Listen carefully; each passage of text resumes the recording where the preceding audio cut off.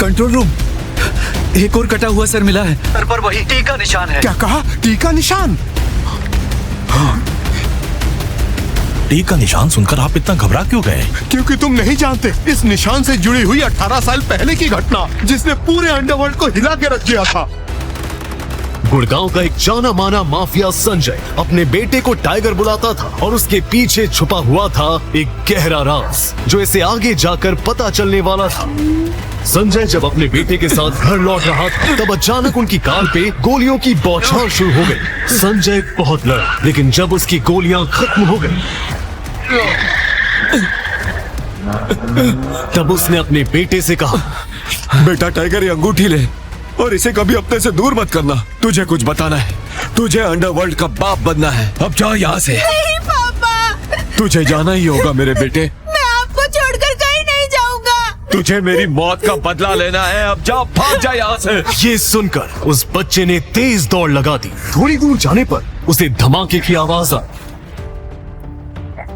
जब उसने पीछे मुड़कर देखा, उसके पिता की मौत का मंजर उसकी आंखों में हमेशा के लिए बस गया। उस राज और उस अंगूठी की हिफाजत के लिए अभिनव ने खुद को सालों तक एक गुप्त जगह पर छुपा कर रखा, जहां राणा और दिक्पाल उसे ढूंढ न सके।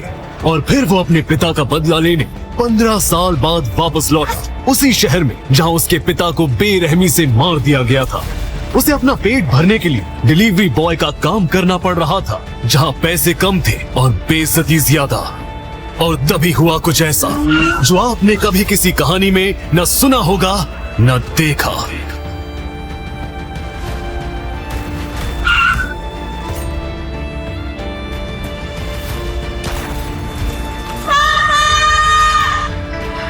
पिछले 18 सालों से ये सपना इसी तरह से अभिनव को परेशान कर रहा था। अभिनव गुड़गांव में रहता था और डिलीवरी बॉय का काम करता था। उसकी जिंदगी में बस एक ही खुशी थी, उसकी गर्लफ्रेंड वैभवी, जिसका आज बर्थडे था।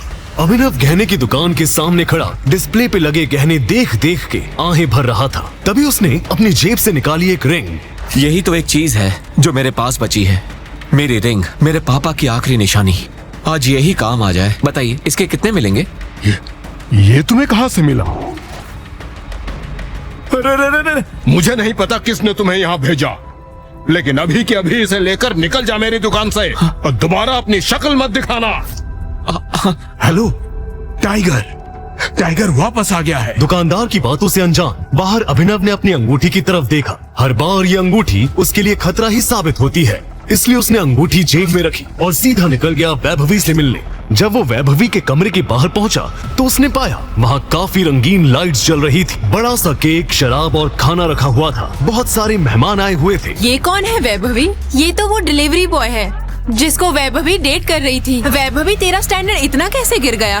Happy birthday Vaibhavi. अभिनव ने पलट कर देखा तो पाया कि वहाँ देवेन सूट बूट में खड़ा था। अभिनव देवेन को अच्छी तरह से जानता था। वो एक बड़े बाप का लड़का था और वो हर वक्त वैभवी के आसपास मंडराता रहता था। और जब आज के दिन देवेन यहाँ आया तो अभिनव का दिमाग खराब हो गया। इतने में वैभवी ने कहा, मैं तुमसे ब्रेकअप कर रही हूँ अभिनव।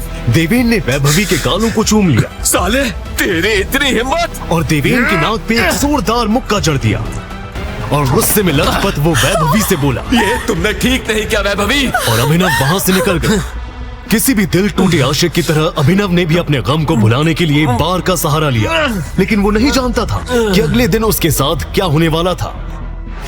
सुबह जब अभिनव की करवट बदली तो उसका हाथ एक नर्म हाथ से टकरा गया। अभिनव की नींद टूटी और उसने देखा कि वो एक अनजान लड़की के बगल में बिना पैंट्स के लेटा हुआ था। इधर अनन्या की भी नींद खुल गई। अपने आप को इस हाल में पाया तो बोली, कौन हो तुम और मेरे कमरे में कैसे आए, वो भी इस हाल में? अभिनव को कुछ समझ नहीं आ रहा था, फिर भी उसने कोशिश की और बोला, वो मैं। इतने में अनन्या के कमरे का दरवाजा खुला और सनी अंदर आ गया। शेम ऑन यू बहना, मुझे तो पहले से ही तुम्हारे कैरेक्टर पर डाउट था। मैंने कितनी बार दादाजी को समझाया पर वो हर बार बोले कि मेरी अनन्या ऐसा नहीं कर सकती। इसीलिए मैंने उन्हें उनकी पोती की रंगरलियों का लाइव टेलीकास्ट दिखाने के लिए यहाँ बुला लिया। सनी के मुंह से दादाजी का नाम सुन अनन्या घबरा गई। भाई, मुझे सच में नहीं पता क्या हुआ, कैसे हुआ। मैं तो इस लड़के तक को पहली बार देख रही हूँ। और मैं भी, और हम दोनों के बीच ऐसा कुछ नहीं हुआ जैसा सोच रहे हो। इससे पहले कि अभिनव सफाई देता, अनन्या और सनी के दादा हरदीप पाल सिंह कमरे में पहुंच चुके थे। मुझे तुमसे ये उम्मीद नहीं थी। जैसा आप समझ रहे हैं वैसा कुछ भी नहीं है। तूने मेरी पोती के साथ रात गुजारी है ना, तो हमारे परिवार के कानून के हिसाब से आज से तू सिंह परिवार का दामाद है। क्या? लेकिन मुझे शाम को अकरम की पार्टी में तुम्हारे साथ ये जरूर नजर आना चाहिए। तुमने मेरी पूरी जिंदगी बर्बाद कर दी। अभिनव के पास इस सवाल का कोई जवाब नहीं था। अनन्या के ड्राइवर ने उसी की गाड़ी से अभिनव को घर छोड़ दिया। वहां जाकर अभिनव शाम को होने वाली पार्टी के लिए तैयार होने लगा। अनन्या एक अमीर परिवार की लड़की थी। जितना अभिनव महीने का कमाता था उतने की अनन्या ने सैंडल्स पहनी हुई थी। दोनों पार्टी के लिए निकल पड़े। उसकी आंखों में दिख रहा था कि वो अभिनव से कितनी नफरत करती थी। इस अंगूठी को उतार दो प्लीज, ये काफी गंदी है। सॉरी, लेकिन ये अंगूठी ही मेरा सब कुछ है। अनन्या खिंच गई। अकरम का घर किले जैसा था। जैसे ही अनन्या और अभिनव अंदर आए तभी उनकी नजर देवेन से टकरा गई। अनन्या, क्या तुम पागल हो गई हो? इस सड़क छाप में ऐसा क्या देखा जो इससे शादी कर ली? जुबान संभाल कर बात कर देवेन। क्या हो रहा है यहाँ? अकरम वहाँ पहुँच चुका था। कौन हो तुम और यहाँ कैसे आ गए? अकरम सर, ये क्रिमिनल है। ये मेरे हस्बैंड हैं। अनन्या ने अपनी शर्म छुपाते हुए कहा। इतने में अकरम ने कहा। 1 मिनट रुको। अकरम उसकी अंगूठी को देखने लगा और बोला, क्या मैं तुमसे 2 मिनट बात कर सकता हूँ? अकरम अभिनव का हाथ पकड़कर उसे अपने साथ अंदर ले जाने लगा। अनन्या, देवेन, सनी और पार्टी में मौजूद बाकी लोग ये देख हैरान हो गए थे। क्या मैं तुम्हारी ये अंगूठी देख सकता हूँ? अकरम ने उसे उलट पलट कर देखा। अकरम की दिल की धड़कनें तेज हो गई और उसने अभिनव के पैरों में गिरते हुए कहा, टाइगर। अभिनव ने अकरम के मुंह से ये शब्द सुना तो वो हैरान हो गया। उसे समझ नहीं आ रहा था कि अकरम ये सब कैसे जानता था। मैं पिछले 18 सालों से तुम्हें ढूंढ रहा हूँ। तुम हमारे टाइगर हो, हमारे इस हजारों करोड़ के बिजनेस एम्पायर के वारिस, जिसे हम तीनों दोस्तों ने मिलकर खड़ा किया था। मैं, तुम्हारे पापा संजय गरेवाल और राणा अग्निहोत्री। राणा को देख अभिनव को झटका लगा। उस रात अभिनव के पिता पर जिस आदमी ने गोली चलाई थी वो राणा था।